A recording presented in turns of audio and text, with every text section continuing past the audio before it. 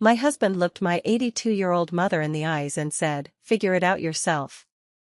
Less than 24 hours later, one unexpected knock at our door exposed a truth he never saw coming, and from that moment on, the comfortable life he took for granted began to fall apart. Before we dive into it, tell me in the comments where you're from. I love seeing the different places people tune in from. And if you're new here, don't forget to subscribe so you don't miss more stories like this.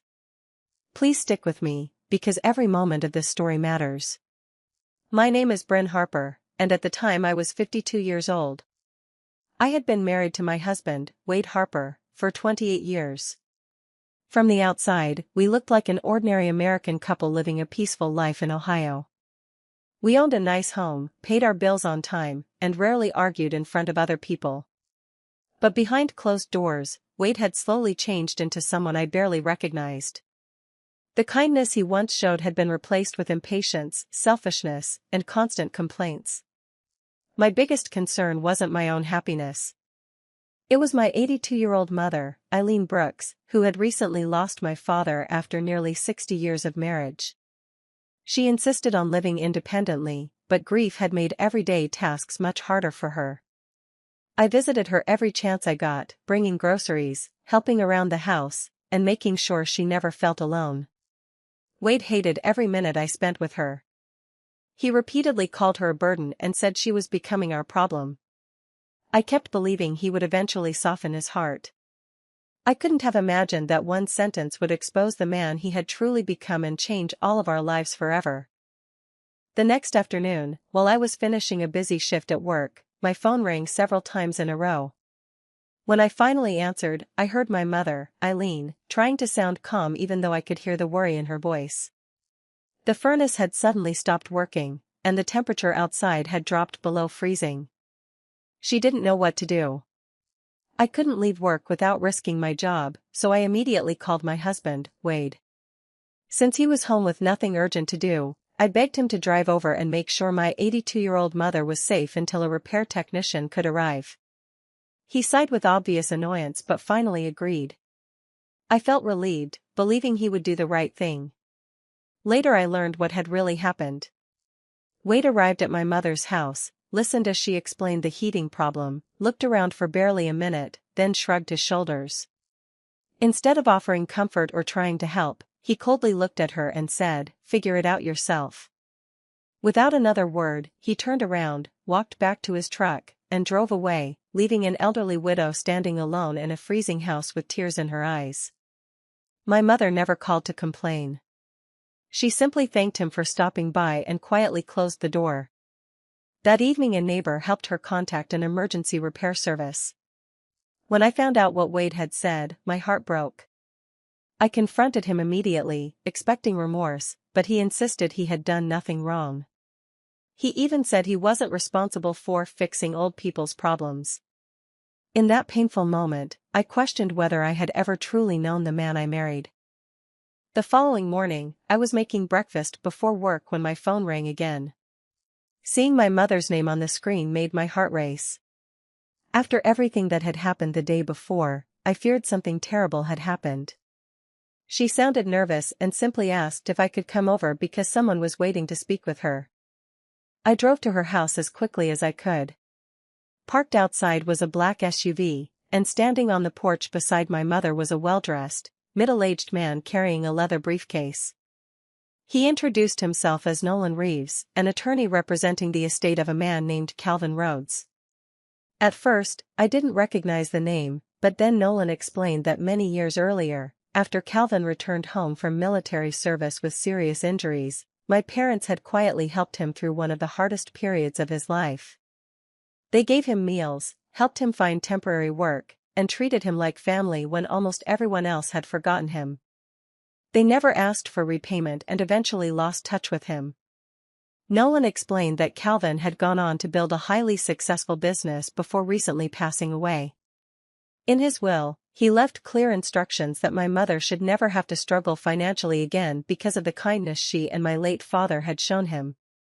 Nolan carefully placed several legal documents on the table, confirming that my mother had inherited a beautiful debt-free home along with a substantial trust that would comfortably support her for the rest of her life. I was completely speechless. When Wade heard the news, he laughed and dismissed everything as an obvious scam, convinced nothing that fortunate could ever happen to my family. I'd continue it like this. Within a few days, every document had been verified by the bank and the probate court. There was no mistake and no scam. My mother, Eileen, was officially the owner of a beautiful debt-free home in a quiet neighborhood, and the trust Calvin Rhodes had established would cover her living expenses for the rest of her life. After months of worrying about bills and repairs, she finally had peace of mind. The biggest surprise, however, was not the inheritance. It was Wade's sudden change in behavior. The same man who had looked my 82-year-old mother in the eyes and told her to figure it out yourself suddenly acted as though he had always cared. He began suggesting that we help her pack, organize the move, and handle all of her financial decisions. He even repeated that we needed to keep everything in the family because that was supposedly the responsible thing to do. I saw through his act immediately. His concern had nothing to do with my mother's well-being. It had everything to do with what she now owned. My mother remained gracious as always. She thanked Wade for offering to help, but she never accepted his invitations or forgot the pain he had caused her. She treated him politely, yet there was a quiet distance between them that hadn't existed before. Watching all of this forced me to see my husband differently. Looking back, I realized his kindness had always depended on whether something benefited him. The moment money appeared, he became thoughtful and generous. That painful realization hurt even more than his cruel words because it showed me exactly who he had been all along. As the weeks passed, I spent most of my free time helping my mother prepare for her move into her new home. We packed old photo albums, sorted through my father's belongings, and decided what furniture she wanted to keep. Those quiet days together gave me far too much time to think. One memory after another came rushing back. I remembered birthdays when Wade always found an excuse to stay home, family dinners he skipped because he claimed he was too busy, and holidays where he acted as though spending time with my parents was an obligation instead of a privilege. I remembered every emergency involving my mother or father that was met with a sigh, a complaint, or an excuse about why someone else should handle it. At the time, I had convinced myself he was simply tired or stressed. Now I realized I had spent years making excuses for behavior that should never have been acceptable. As I opened up to a few close friends, they admitted they had noticed Wade's selfishness for a long time but stayed silent because they didn't want to interfere in my marriage. Their honesty was difficult to hear, but it confirmed what I was finally beginning to accept. The conversation that hurt the most came from my daughter, Lena. She quietly confessed that she had stopped asking her father for help years earlier because she already knew he would either say no or make her feel guilty for asking. Hearing that broke my heart. In that moment, I understood the furnace incident wasn't a single act of cruelty. It was simply the moment that exposed years of emotional neglect I had ignored, excused, and accepted for far too long. A month later, my mother was comfortably settled into her new home. The neighborhood was peaceful, and within days she had met kind neighbors who checked on her, shared meals, and made her feel welcome. Seeing her smile again after losing my father filled me with relief. While her life became calmer, my marriage grew more strained with each passing day. Wade became unusually interested in everything connected to my mother's inheritance. He constantly asked about her finances, wanted to know how the trust worked, and repeatedly suggested that she should move into our house so we could look after her. He insisted it would be easier for everyone, but I knew better. My mother was healthy, independent, and perfectly capable of making her own decisions. Wade wasn't thinking about her comfort. He was thinking about having control over her money and property. I politely rejected his suggestions every time, but he refused to let the subject go. One evening during dinner, he complained that my mother was being stubborn and ungrateful for refusing his advice. That was the moment something inside me changed. Instead of staying quiet like I had so many times before, I looked him in the eyes and reminded him that he had abandoned her when she needed him most. I told him he had lost the right to act concerned the day he told an 82-year-old widow to figure it out yourself. The room fell silent. Wade became defensive and accused me of choosing my mother over my husband. I answered without hesitation that kindness should never be conditional. Our argument exposed years of buried resentment, and for the first time, I realized our marriage was no longer standing on solid ground. A few days after our argument, I began organizing the financial records in our home because I wanted everything in order before meeting with an attorney about my own future. While sorting through old tax returns, bank statements, and investment folders, I noticed several withdrawals from our savings account that I didn't recognize. At first, I assumed they were ordinary expenses I had forgotten, but the dates and amounts didn't make sense. I kept searching until I found documents showing that Wade had been moving money into risky personal investments for several years without ever telling me. None of the accounts were in my name, and every transaction had been carefully hidden among our regular finances. Fortunately, the investments hadn't ruined us financially, but that wasn't what hurt the most. The betrayal came from realizing he had lied every time I questioned why our savings seemed lower than expected. He always blamed rising expenses, home repairs, or unexpected bills, and I believed him because I trusted my husband. That trust disappeared the moment I saw the proof in front of me. When I confronted Wade with the paperwork, he didn't deny it. Instead, he immediately tried to justify his actions, saying he was only trying to make more money for our future. Then he shifted the blame onto me, claiming I cared more about my elderly mother than my own husband and accusing me of turning the family against him. Not once did he apologize for hiding the money or lying to me. He acted as though everyone else was responsible for the consequences of his choices. His complete refusal to accept responsibility became the final piece of the puzzle I needed to understand that the marriage I had fought to protect no longer truly existed. After discovering the truth about our finances, I stopped arguing with Wade because I already knew where my future was headed. Instead of wasting my energy on another endless fight, I quietly scheduled a meeting with a family law attorney to understand my legal rights and what the next steps would look like. I didn't tell anyone except my mother. The attorney carefully reviewed our situation and explained that I had more options than I had believed. Walking out of that office, I felt something I hadn't experienced in years: hope. Around the same time, I accepted a full-time management position with a company where I had been working part-time. I genuinely enjoyed the work, and the promotion gave me financial independence I hadn't realized I was capable of achieving on my own. My confidence slowly returned with every passing week. My mother, Eileen, never told me what decision to make, but she gently reminded me that no marriage should survive only because one person feels guilty about leaving. She wanted me to choose happiness instead of obligation. Her words stayed with me. By then, I wasn't interested in revenge or proving Wade wrong. I simply wanted a peaceful life where honesty and respect existed. Wade sensed that I was no longer emotionally dependent on him. Some days he apologized and promised he would change. Other days he became angry, accusing me of destroying our family over a few mistakes.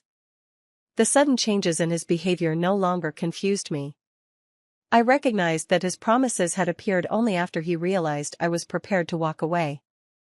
I stayed calm, trusted my instincts, and refused to let guilt or empty words change the decision I was finally ready to make.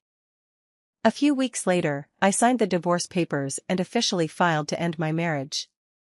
It was one of the hardest decisions I had ever made, but for the first time in years, I felt certain I was doing the right thing. When Wade was served with the paperwork, he looked genuinely shocked.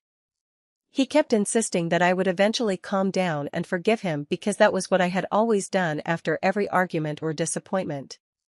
He couldn't believe that this time was different. I didn't file for divorce because of one cruel sentence or one financial secret. I filed because those moments revealed a pattern of dishonesty, selfishness, and emotional neglect that I could no longer ignore. As the news spread through our family and circle of friends, I never tried to embarrass Wade or tell people my side first. Instead, Wade began calling relatives, neighbors, and longtime friends, hoping they would convince me to give him another chance. Naturally, they asked why I had reached this point, and he was forced to explain what had happened. Nearly everyone reacted the same way after learning how he had treated my 82-year-old mother during one of the coldest days of the year. Some people remained silent, while others told him directly that his behavior had been heartless and impossible to defend. Rather than receiving the sympathy he expected, Wade found himself facing uncomfortable truths from people who had known him for years. One by one, they reminded him that respect is earned through actions, not words. The reputation he had spent decades building disappeared because of choices that he alone had made, and for the first time, he had no one else left to blame. Several months passed, and life slowly settled into a rhythm that felt calm and familiar. Without the constant tension that had once filled my days, I finally had the chance to appreciate the small moments I had overlooked for years. I spent many weekends helping my mother decorate her new home. We hung family photographs on the walls, arranged my father's favorite books on the shelves, planted flowers in the front yard, and turned the house into a place filled with warmth instead of sadness. None of those memories had anything to do with money. They were built through time, love, and simply being together.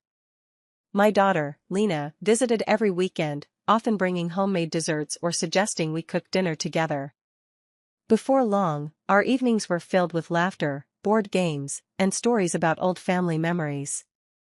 Watching my mother smile again after everything she had endured reminded me that healing happens little by little. As my own life became quieter, I realized how emotionally exhausted I had been during my marriage. For years I had carried the weight of constant disappointment without recognizing how deeply it had affected me. I had mistaken surviving for living. Now, simple dinners around the kitchen table, peaceful conversations over coffee, and the kindness shared between 3 generations of women felt richer than the comfortable lifestyle I once believed defined success. I no longer measured happiness by the size of a house or the balance in a bank account. Instead, I valued honesty, respect, and the feeling of being truly at peace. For the first time in decades, home was no longer a place filled with anxiety. It had finally become the safe and loving place I had always hoped it could be. One quiet afternoon, I stopped by a local hardware store to pick up a few supplies for my mother's garden. As I walked down one of the aisles, I unexpectedly came face to face with Wade. For a moment, neither of us spoke. He looked different from the man I had lived with for nearly 3 decades. The confidence he once carried was gone, replaced by tired eyes and a face that seemed years older. After a brief greeting, he asked if we could talk for a few minutes.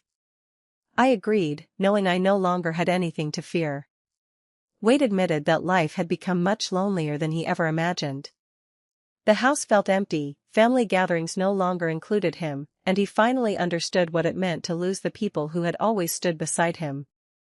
He looked at me with genuine regret and quietly said that telling my 82-year-old mother to figure it out yourself had been the biggest mistake of his life. He confessed that he replayed that moment in his mind almost every day, wishing he could take those words back. I listened without interrupting because I believed everyone deserved the chance to speak honestly. When he finished, I thanked him for apologizing. I told him I appreciated hearing him accept responsibility, something he had refused to do for so long. But I also explained that regret could not erase years of selfish choices, broken trust, and emotional neglect. I had forgiven him in my heart because I no longer wanted to carry bitterness. However, forgiveness did not mean returning to the life we once shared. Rebuilding a relationship required trust, and that was something his actions had permanently destroyed.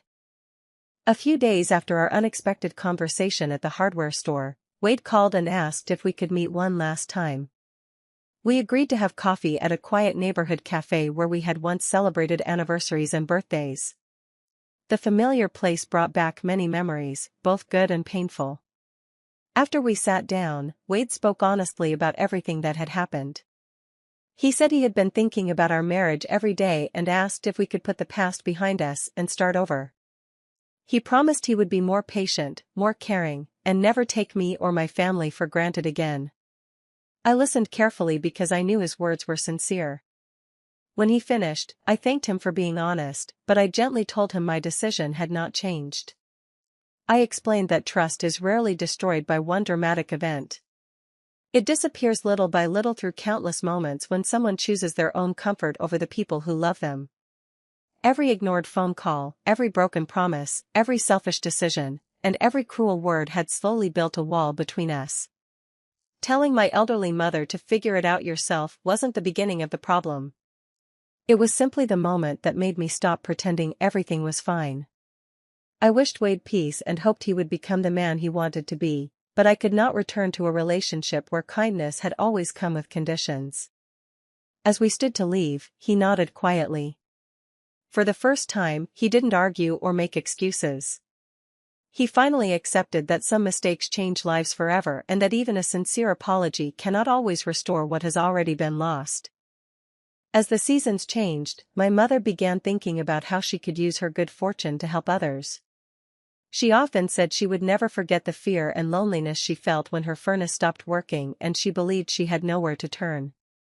Instead of spending her inheritance on luxury, she quietly set aside part of the trust to help elderly neighbors who struggled with unexpected home repairs or basic maintenance. She never looked for recognition or praise. She simply wanted other seniors to have the support she wished she had during that difficult day. I proudly volunteered beside her, helping coordinate repair services, delivering groceries, and checking on older residents who lived alone. The work brought a sense of purpose I had never experienced before. Rather than focusing on everything I had lost through my failed marriage, I found joy in making someone else's day a little easier. My daughter, Lena, joined us whenever she could, and it warmed my heart to watch 3 generations of our family working together with kindness instead of resentment. She often told me that Grandma had become her greatest role model because she chose generosity even after being deeply hurt. Looking at my mother, I finally understood what true wealth really meant. It had nothing to do with bank accounts, property, or the inheritance Calvin Rhodes had left behind. The greatest gift she had ever given me was the example she lived every single day. She taught me to face hardship with dignity, to remain strong without becoming bitter, and to keep showing compassion even when others had failed to show it to her. That legacy would remain with our family long after money was gone. One peaceful evening, I stood on my mother's front porch watching her laugh with a few friendly neighbors while children played in the nearby yards. The house that had once symbolized an unexpected inheritance had become something far more meaningful. It was now a place filled with warmth, laughter, and second chances. As I looked around, my thoughts drifted back to the day everything changed. I could still hear Wade telling my 82-year-old mother to figure it out yourself. At the time, those words felt cruel enough to break my heart. Looking back, I realized they had done something else as well. They forced me to face a truth I had avoided for years. My marriage had not been destroyed by one sentence. That moment simply exposed everything that had been hidden beneath the surface for far too long. Real character isn't revealed when life is comfortable or convenient. It appears when someone vulnerable reaches out for help and you choose whether to show compassion or walk away. Wade made his choice, and he eventually lost the people who mattered most because of it. I made mine by refusing to ignore the warning any longer, and in doing so, I found a future filled with peace instead of constant disappointment. Today my family is stronger, my mother is safe, and my daughter has learned that kindness is worth protecting. If this journey taught me anything, it is that the greatest revenge is never about making someone else suffer. The greatest victory is creating a life filled with honesty, respect, and love while leaving behind those who never appreciated the value of your heart. That lesson became the greatest gift my painful experience could ever leave behind.